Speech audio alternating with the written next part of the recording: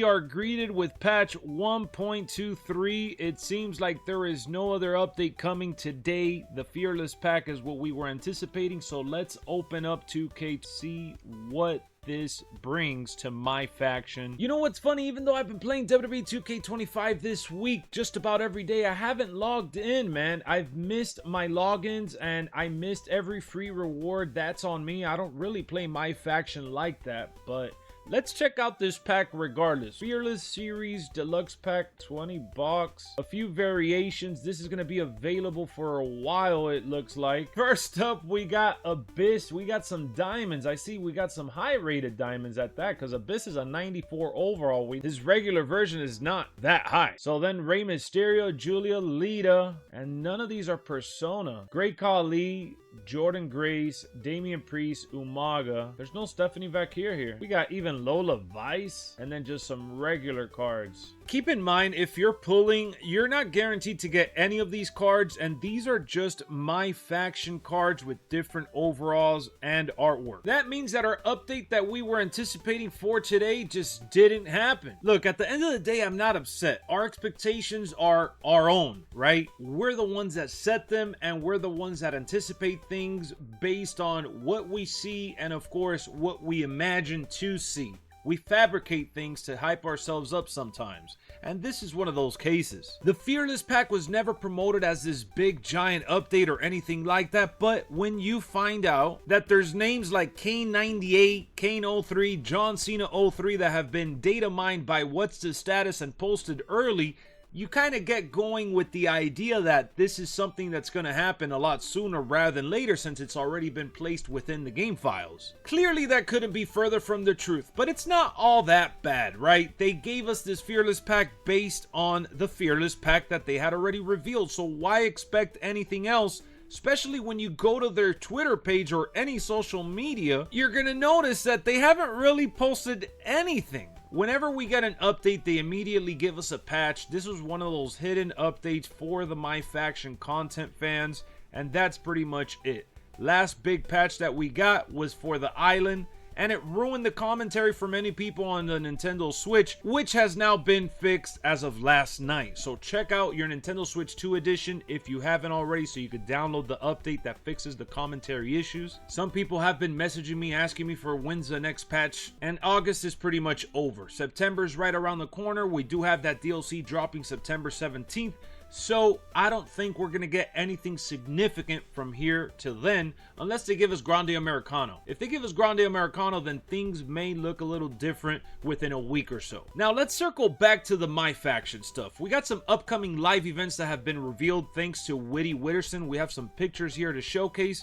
Don't you dare forget about Ilya. This has Jey Uso and Ilya on the cover. Then we have another one, Legacy and the Never Seen, which is a boss battle. This is going to be Randy Orton and Cody Rhodes versus John Cena. And no, what you see is correct. This is the render. It's the John Cena you can't see, literally. The invisible Cena. And then we have Don't You Dare Forget About Liv. She's been injured, so they're adding this event. Yeet General, you got a little boss battle going on between the General and, of course, Jey Uso. The reason why I like these is because it ties into what's going on in real life. Now, what makes me not like them is the requirements to get into these matches. It's not always that simple. Most of the time, you got to spend money to get the card they want you to use. This one is best ability is availability. Then we got Nightmare Figures, which is Drew McIntyre and Cody Rhodes, and also Jey Uso and Cody Rhodes, but the toy versions of those. We also have a WrestlePalooza presentation too, which I think is pretty cool. A street fight with Damian Priest and Aleister Black, and this is exactly what I've been wanting. I want them to tie up these matches with what we see on WWE TV. Queen Figures, Trish Stratus, the toy version, versus Charlotte Flair, and it's another boss battle. And then the very last one spotted is Iconic Figures, John Cena versus Hulk Hogan. Listen, folks, even though I haven't played My Faction, I've been very vocal about them updating the mode, especially the frickin' World Tour. A lot of you have been coming at me asking me, when are we going to get a new World Tour update. It seems like Woody discovered some new information. Upcoming World Tour region locations coming to my faction in WWE 2k25. In more detail, we're getting Nigeria,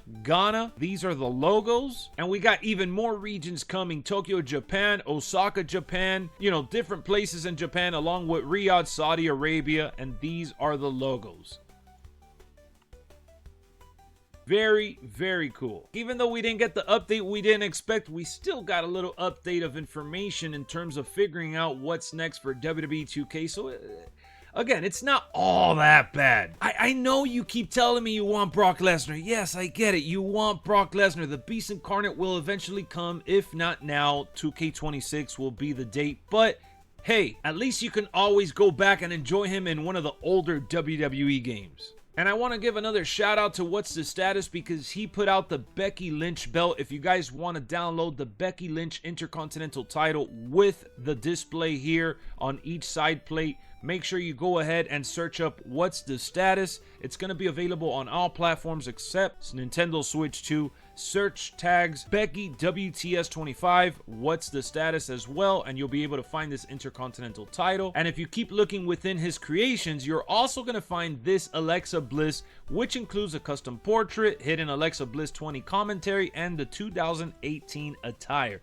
So for those of you that are fans of hers, make sure you check her out. Now, I'm not going to sit here and act all high almighty like if I'm not a little disappointed. Of course I am. I expect a little bit more than what we got today. I wanted something to spice up the weekend for Clash in Paris, which I will be watching and streaming on the channel, my reaction and review in real time. So tune into that as well. If we're being real, I'm just happy that the online works. The online is finally working again for me. The big team battles are good. The matches have been fun. So keep on the multiplayer experience coming that way. I don't want them to mess that up ever again.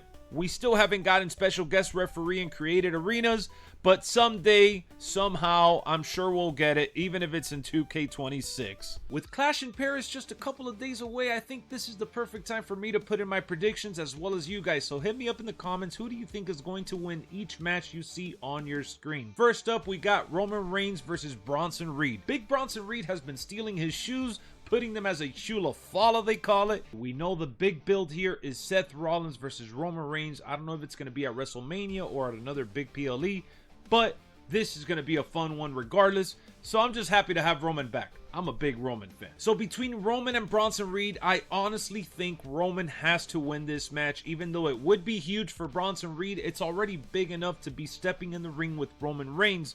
As long as he shows up and shows out, that's enough for Bronson to go over, even if he's taking the pin. Plus, we got to see what Paul Heyman is up to. We know Braun Breaker's also going to get involved. Then we got Nikki Bella going for the Intercontinental title against Becky Lynch. They've been going at each other's throats. I like that. It's gotten a little intense in terms of exchanges, although it does kind of feel like a cash grab match. This ain't really going anywhere. Nikki Bella's not pulling out the surprise victory. No way, Jose. So knowing that this match is what it is between Becky and Nikki, I don't really care too much about it. It's probably the one that I'm least excited for. John Cena and Logan Paul felt like a throw-in, but Logan Paul, believe it or not, is a worldwide star. There is appeal to having Logan Paul on the card, and John Cena probably said, all right, let's do it. Why not? It's a high-profile match with someone that has a lot of followers on social media. John Cena's going to do his signature moves. I know Logan Paul's going to sell his ass off. He's in there with a legend like John Cena. It's okay. He's going to eat that pin like a bowl of cornflakes. Oh man, this rivalry, Sheamus versus Rusev. I know it's been a Monday Night Raw showdown. They've been fighting everywhere, all over. There's a lot of meat in this match, and I can't wait to see the physicality over in Paris with that crowd. They're gonna make this match feel like a freaking title match. I don't care who wins, but I see Sheamus probably edging out Rusev. I know Rusev is the hot hand to elevate. I'm just happy that it's Rusev Day once again in WWE. I just see Sheamus, man. This is a show that's supposed to satisfy the crowd. The crowd is going to go crazy. That's what I'm tuning in for. And then the main event, which is Chef's Kiss in my opinion. CM Punk, LA Knight, Jey Uso, and Seth Rollins. Any one of these superstars can walk out with this win, and I would not be upset. Clear-cut, obvious choice. Seth Rollins retains by cheating. He's going to cheat his brains out. Paul Heyman is too much. His group is called The Vision for a reason.